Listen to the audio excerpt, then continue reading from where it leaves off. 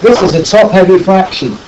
So if we look at it, the top is bigger than the bottom. It's a top-heavy fraction. If we think of a fraction, that means I've got 3,614 eighths. I need 8 eighths to make a whole one. So what I want to do is find out how many lots of eighths there are in 3,614 to work out how many whole ones I've got, and then what the remainder is at the end.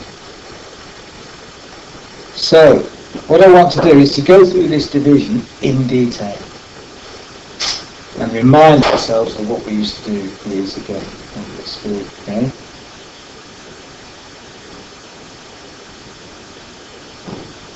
What would you do if you actually like to do it?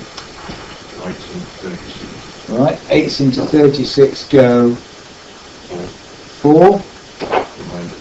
Remainder 4. Where was the remainder 4? 1, so it'd be 41. Okay, yeah. 8 into 40 go 5. 5 8 of 40. And 1, 6. remainder 6. Okay. Good. 451 remainder 6. What does that 6 mean?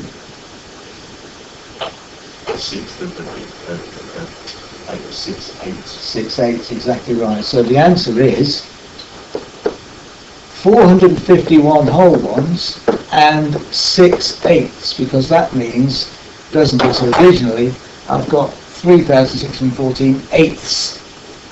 And so I found out that if I need 8 of them to make a whole one, so how many lots of 8 are there in this 451 with 6 over, so that must be 6 eighths for that.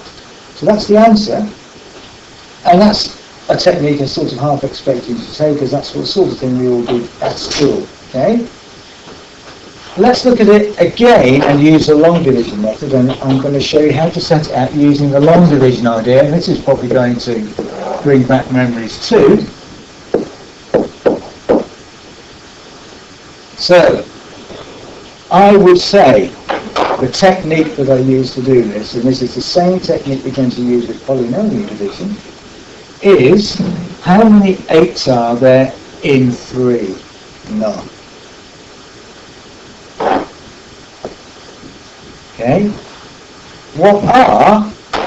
What is nothing times 8? Nothing. So what I do then is I put the nothing underneath the 3 to work out what the remainder is.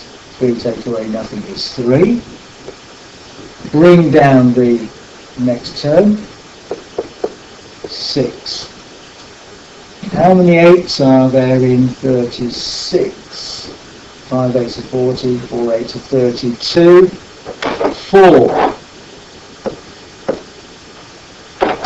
What is 4 lots of 8? So I can work out the remainder. 4 8s are 32. So if I put 32 underneath, I can work out the remainder. And that's mentally what we were doing in that first little example, isn't it, really? What are 4 8s? 32. 6 take away 2 is 4. 3 take away 3 is nothing, so the remainder is 4. Bring down the next digit. 1. How many 8s are there in 41? 5 8s are 40. So 5, it goes 5 times. What do I do to work out the remainder? What is 5 8s? 40. So I put that underneath, and I could work out the remainder. 1. Bring down the next digit. How many 8s are there in 11? 1. What is 1 times 8? Have I made a mistake? We're going to get a different answer, aren't we? Yeah, I heard 40 make 1. Yeah, 1 to 8 is 8. Oh no. Yeah, we are, aren't we? 1 to 8 is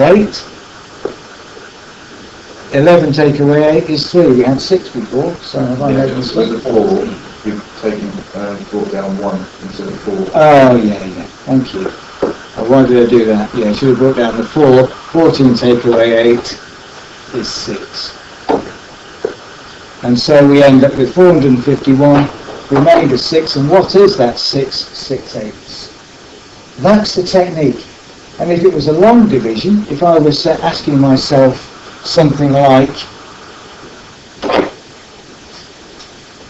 81345 divided by 123, that's the sort of technique I'd use. I'd set out 123 into 81345, and I would follow that technique to work out the answer. And I might have to do a little aside. What is?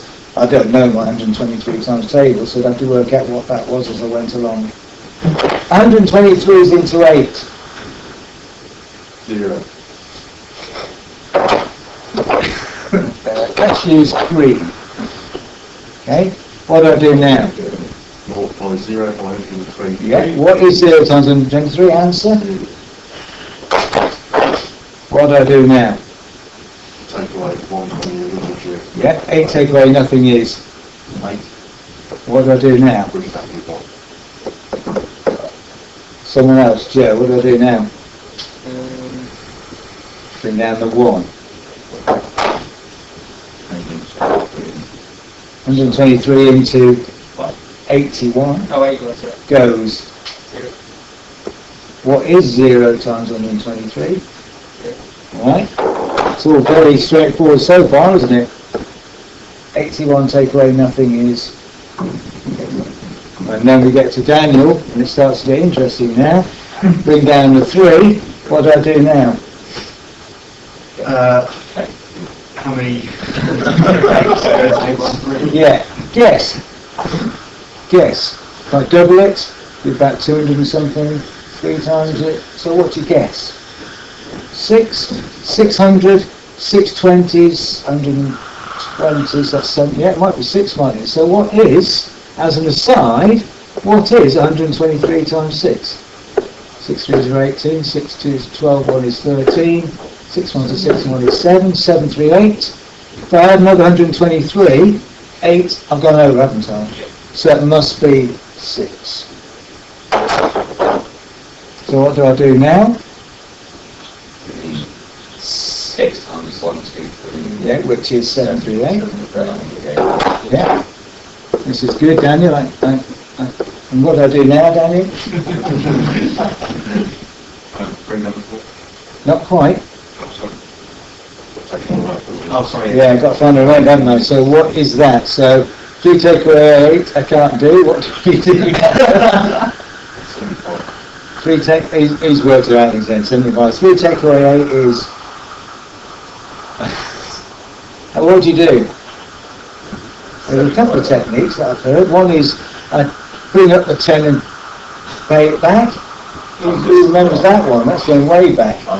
Bring up the 10, you borrow 1, it's Take 4 and 1 from the 1, so that becomes 0. Yeah. 0 to the 13. Yeah, good. So So it makes that a 0, and that's a 13. 13 take away 8 is 5. then the 8 becomes 7, 1 becomes 10. Yeah. 3 is 7.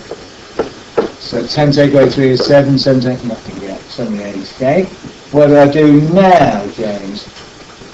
Bring down the 4. Yeah.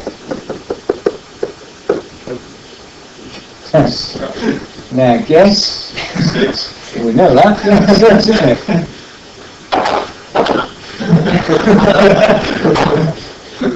What is 6 times 123? Sorry, I told you that, didn't I? What do I do now? What is 6 times 123? 7, 3. Yeah. Work out the remainder. Dean. Yeah, sorry. Right, so next one then. One. Bring down the 4. Yeah. Oh, it goes. Yeah. What is one lot of 1, 2, 3? What's the remainder? Add 7 gets us to 30, 37, 42. Okay. So remainder 42, and that's it. It'll be 42, 123 left. The technique works. You take each term and you work out how many lots of what I'm talking about here, how many lots of the divisor goes into the dividend, if you like, or the denominator goes into the numerator, and we work it out. Now we're going to try it with a polynomial division algebra. Okay? We're going to try dividing this into this using that method. Okay? And let's see where it takes us.